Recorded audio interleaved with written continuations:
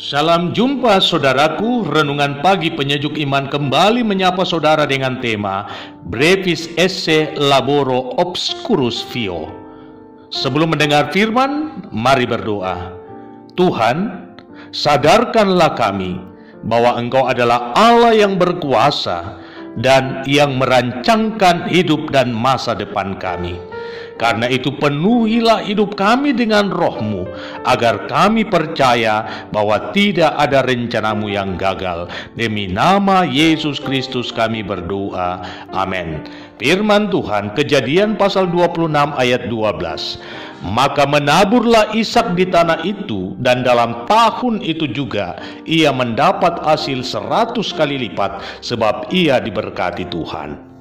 Saudaraku, ada satu hal yang tentu amat sulit saudara buktikan dalam hidup, yakni menerima kegagalan dengan lapang dada.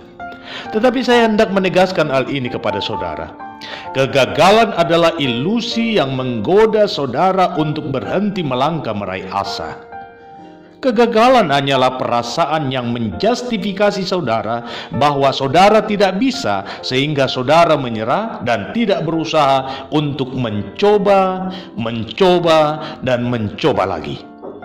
Inilah yang saya pahami. Setiap kali saya mengalami kegagalan dan saya berusaha untuk bangkit lagi, sesungguhnya saya sedang menghadapi ujian karakter. Selalu saja ada godaan untuk menyerah daripada bertahan dan mengulangi untuk mulai lagi bangkit dengan semangat baru.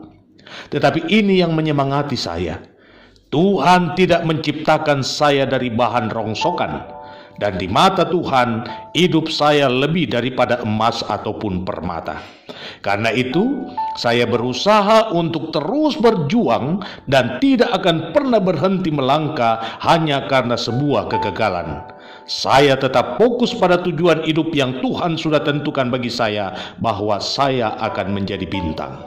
Saudaraku, ungkapan motivasi bahasa Latin Brevis esse laboro obscurus vio, yang artinya jika aku berusaha sedikit maka aku akan menjadi orang yang tidak jelas, sangat tepat untuk membahasakan apa yang dialami oleh Ishak ketika ia berada di tanah Filistin. Saudara mungkin bertanya, mengapa Ishak ada di negeri Filistin? Bukankah tempat ini tidak nyaman baginya dan bagi keluarganya?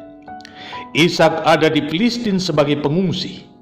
Ia mengungsi ke negeri Filistin karena keadaan kelaparan yang melanda seluruh negeri Israel.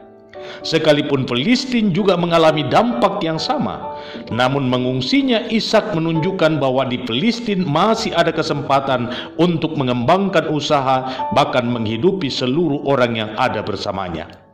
Tapi faktanya bahwa di tempat ini ia mengalami begitu banyak masalah. Namun pun demikian, dari satu masalah kepada masalah yang lainnya, Ishak menunjukkan karakter yang begitu kuat, yakni pantang menyerah.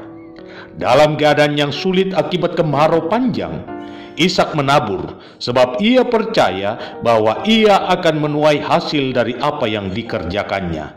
Dan benar, dalam kondisi kemarau yang panjang, justru Ishak mendapatkan hasil panen yang berlipat kali ganda. Dan hal ini pada akhirnya melahirkan kecemburuan di kalangan orang Filistin. Sumur-sumur yang dulu digali oleh Abraham dan yang kemudian ditimbun oleh orang Filistin digali kembali oleh Ishak. Tetapi melihat keberhasilan tersebut membuat orang Filistin menimbun sumur-sumur itu lagi. Tetapi Ishak tidak menyerah. Ketika sumur-sumur itu ditimbun, Ishak mencari dan menggali sumur yang lain.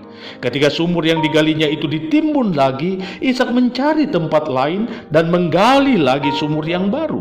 Begitu seterusnya, tidak ada kata menyerah. Brevis esse obscurus laboro vio pantas disematkan pada diri Ishak. Jika Ishak berusaha sedikit atau asal-asalan dalam berusaha, maka ia menjadi pribadi yang tidak jelas. Karena itu, prinsip hidup dan etos kerja Ishak sangat tegas. Ora et labora, Deus ades son as. Berdoa dan bekerja, Allah hadir di sana. Dengan etos kerja dan prinsip hidup demikian, maka Tuhan memberkati Ishak. Dan inilah yang hendak saya tegaskan kepada saudara. Orang sukses adalah dia yang telah melewati 1001 macam kegagalan, namun ia tidak akan pernah berhenti untuk berusaha. Selamat menjalani aktivitasmu hari ini. Tuhan Yesus memberkati.